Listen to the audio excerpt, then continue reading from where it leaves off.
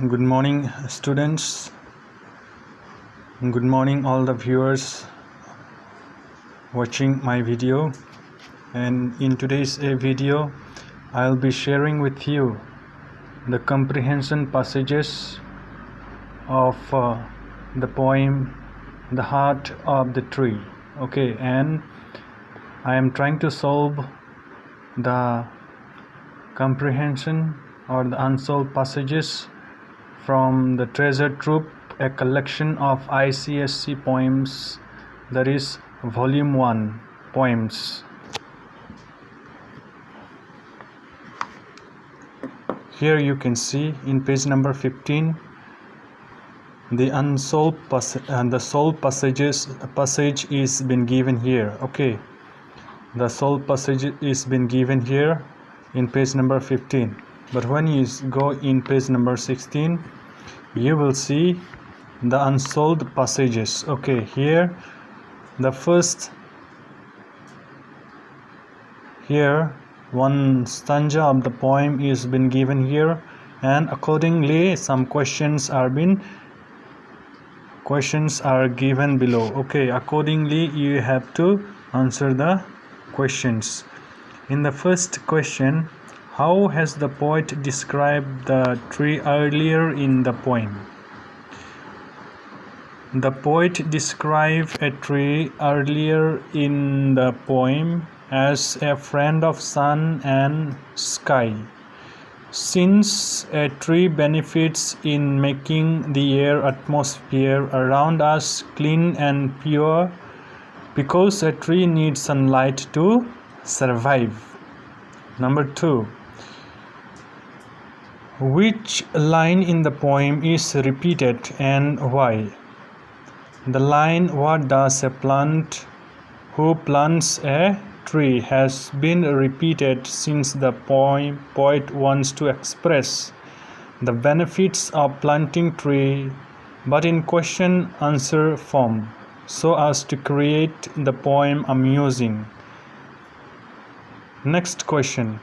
Here in question number 2, the poet, he is placing us this question in the poem so he is also giving us chance to think about he is giving us chance to think for what is the purpose of the planting of trees. Next one. What social and ecological value of planting tree is?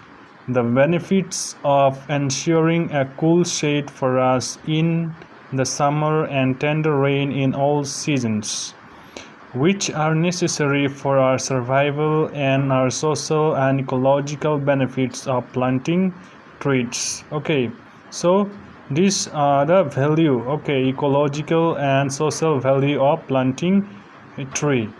Next question. In what sense is a tree the harvest of coming age? Okay, now the poet calls the tree as the harvest of coming age, since a tree gives us many social and ecological benefits which can be enjoyed by the future generation in the time to come. Okay, so in question number 5, here name 2 things a tree planter actually plants. Okay, so the answer is number 1, the tree planter plants cool shade and tender rain. Number 2, the tree planter plants shelter for the birds. Now passage 2, if you read this passage, what does he plants who plants a tree?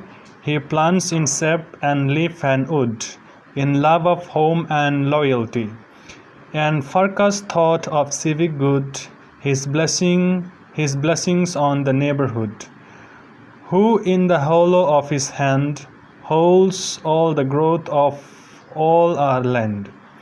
All nations' growth from sea to sea stirs in his heart who plants a tree.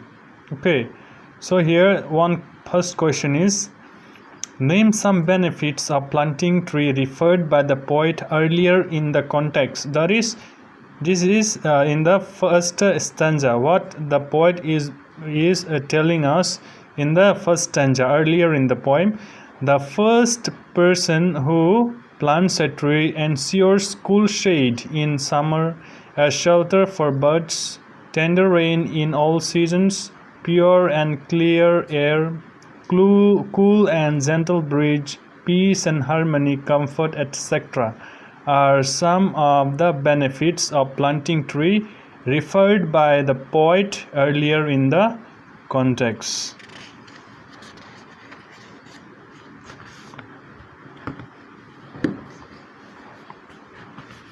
Now you see question number 2 of passage 2. What do you mean by civic good? What do you mean by civic good? And how does a tree planter do a civic good? Okay, civic good means thoughtfulness for the good of the community. A tree planter does civic good since when she or he plants a tree, it benefits not only him but his neighbor as well. A planter also helps in contributing to the country growth and development. Number 2. Here 2 lines is being given here, and it is telling us to explain these 2 lines. He plants in sap and leaf and wood, in love of home and loyalty. Okay, here the poet wants to say that the tree planters, okay, loyalty and love for his big and worldly home, his far-reached thought for civic good, and his blessing on the neighborhood are felt on or reflected in sap and leaf and wood of the tree, in every cell of the tree which he plants. Okay. Number 2. Do you agree with the poet that the nation's growth depends upon the wealth of the trees? Why and why not? If your answer is no, you have to tell the reason, and yes, and also you have to give a reason.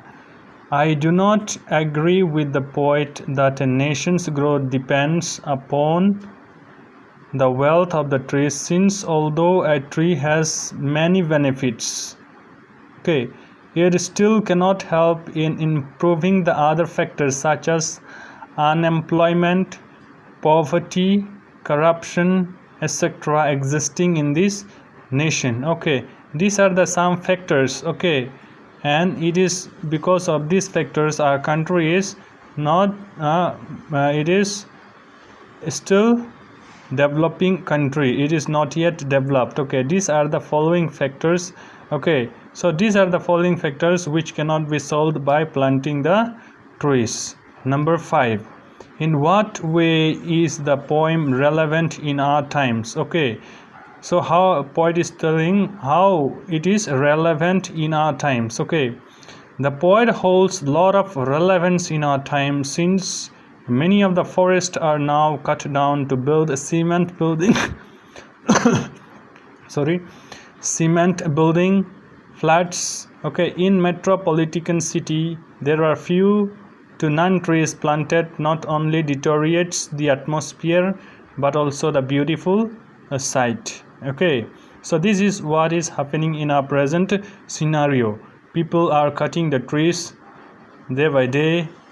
Okay, deforestation is taking place. So this is how the poem is relevant in our times. Okay, so dear students and my friends, if you like my video, please like, comment and share, and also subscribe my channel. So thank you.